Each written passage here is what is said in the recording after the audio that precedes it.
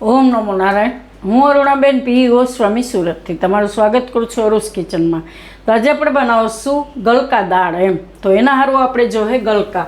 તો આપણે 4 ગલકા લીધા છે આ રીતના મીડિયમ સાઇઝના. અને દાળ તો દાળ તુવેરની આપણે લીધી છે અડધો કપ કરતાં થોડીક વધારે એટલી એમ.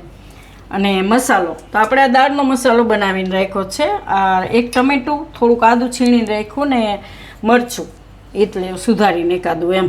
થોડાક લીલા ધાણા, લીમડો જો હે આપણે વઘાર માટે, ને થોડુંક લસણ. આ રીતની આપણે કર્યું સુધારીને લીધી છે. નોર્મલ અમુક બેસિક મસાલા આપણે આખા મસાલા વઘારમાં મૂકશું, અમુક તજ, લવિંગ, બાદિયા, લાલ મરચાં એ બધું એમ. અને નોર્મલ મસાલા હળદર, ધાણા, જીરું, હિંગ, લાલ મરચું, આ બધું રાઈ જીરું, મીઠું સ્વાદ પ્રમાણે, તેલ અને પાણી. તો આટલી વસ્તુ આપણે જરૂર પડશે એમ. તો પહેલાં આપણે આ દાળ છે એને લઈ લઉં હું કુકરમાં. અને પહેલાં ધોઈ નાખીશું 2 થી 3 પાણીએ. તો દાળ આપણે ધોઈ નાખી છે ને કુકરમાં લઈ લઉં. એમાં આપણે પાણી નાખી દઉં.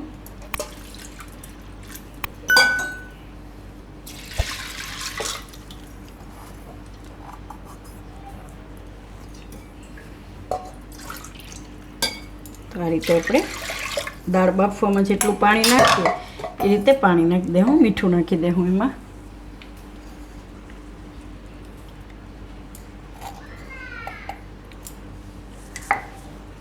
હળદર નાખી દઉં થોડીક.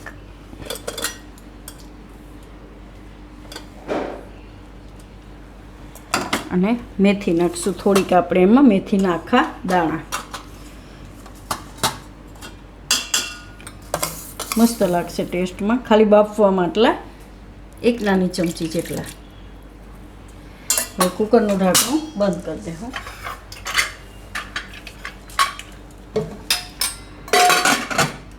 અને દાળને આપણે મૂકી દઉં બાફવા.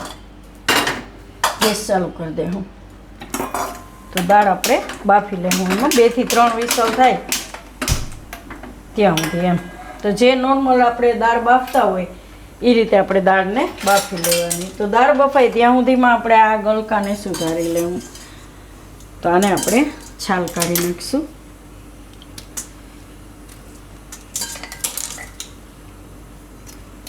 આ રીતે ઉપરની છાલ બધી કાઢી નાખીશું. તો ગલકા આપણે આ રીતના સુધારી લેવાના.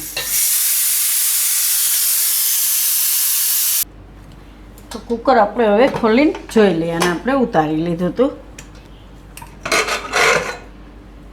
તો દાળ આપણી બફાઈ ગઈ છે એકદમ સરસ આ રીતની. જો તો આમાં હવે થોડુંક પાણી નાખી દઉં આપણે.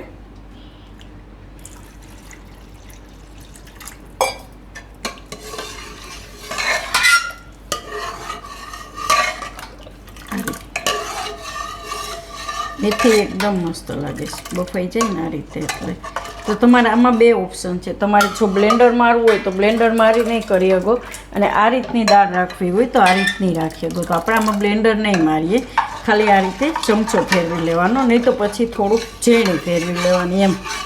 આ રીતનું તો થોડીક દાળ આવી આવે ને ખાવામાં મજા આવે, મોઢામાં આવે. તો દાળ આપણે આ રીતે તૈયાર કરી લેવાની. હવે એમાં આપણે નાખી દઉં જે આપણે મસાલો બનાવ્યો તો એ દાળનો, ટમેટું ને આદું ને મરચું બે. આ રીતે થોડાક લીલા ધાણા નાખી દઉં, થોડોક લીમડો નાખી દઉં. અને આપણે ઉકળવા રાખી દઉં.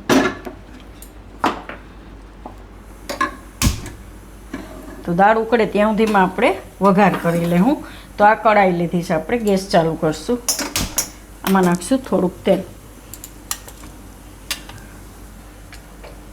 તો બહુ વધારે નહીં, આટલું ચમચો. તો તેલને ગરમ થવા દેવું. તો તેલ ગરમ થઈ ગયું છે. એમાં આપણે નાખી દઉં આ લસણ.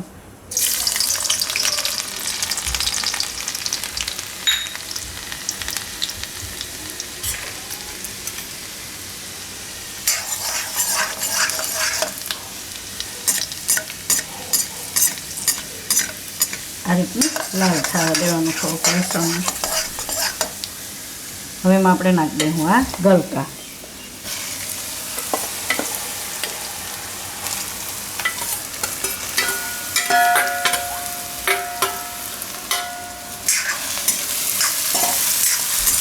ગલકાને તેલમાં થોડીક વાર ફેરવી લઈએ. તો ગલકા આપણે તેલમાં 2 મિનિટ જેવું પકાવશું એટલે એકદમ પાકી જાય. આ રીતના સરસ આપણે છાલ કાઢીને નાખ્યા એટલે આ રીતના. હવે એમાં બીજા મસાલા નાખી દઈએ આપણે. તો થોડીક હળદર નાખીશું, થોડુંક ધાણા જીરું અને થોડુંક લાલ મરચું ને મીઠું. દાળમાં આપણે નાખ્યું હતું એટલે ગલકાના માપનું જ મીઠું નાખવાનું.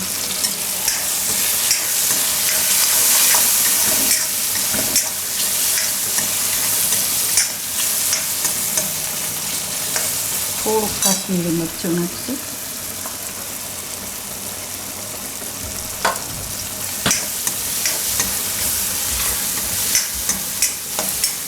હવે દાળ આપણી ઉકળી ગઈ છે એકદમ આ રીતની સરસ છે. હવે આ દાળ આપણે એમાં ગલકામાં નાખી દઈશું.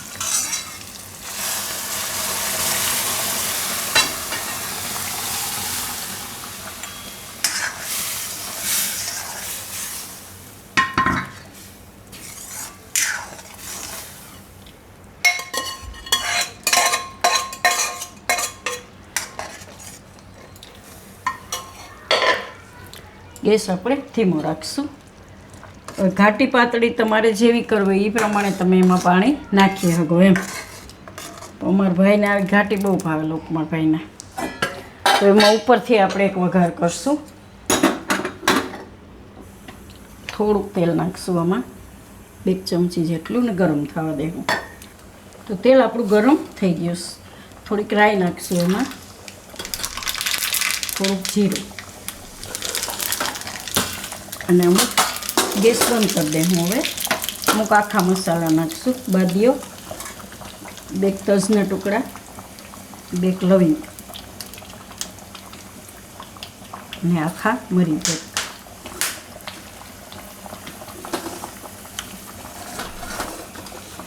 મરચાં અને લીમડો.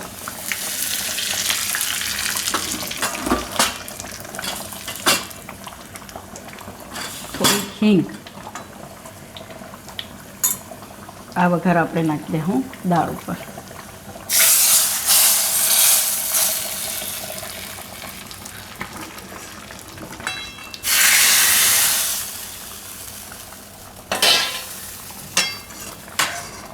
ગેસ બંધ કરી દઉં. હવે એકદમ મસ્ત લાગશે.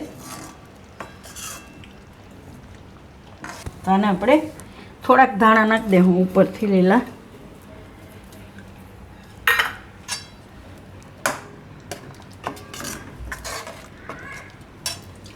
અને ઉતારી લેવું નીચે.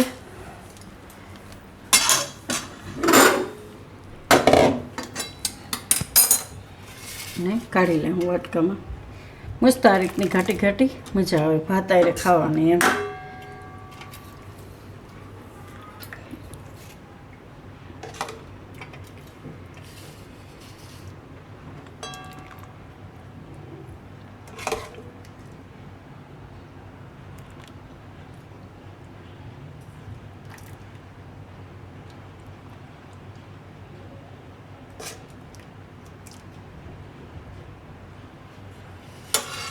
તો આને ભાત આરે ખાવાની મસ્ત લાગશે ખાવામાં ભાત આરે.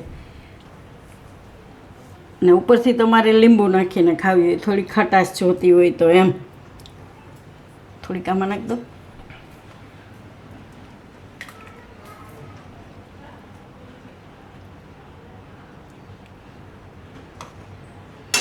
તો તૈયાર છે આપણી ગલકા દાળ. તો જો તમને મારી આ રેસીપી પસંદ આવી હોય તેને લાઇક કરજો, શેર કરજો અને મારી ચેનલને સબસ્ક્રાઈબ કરજો અને બેલ આઇકન દબાવવાનું ના ભૂલતા. કમેન્ટ કરીને કહેજો કે તમને કેવી લાગી આ ગલકા દાળ.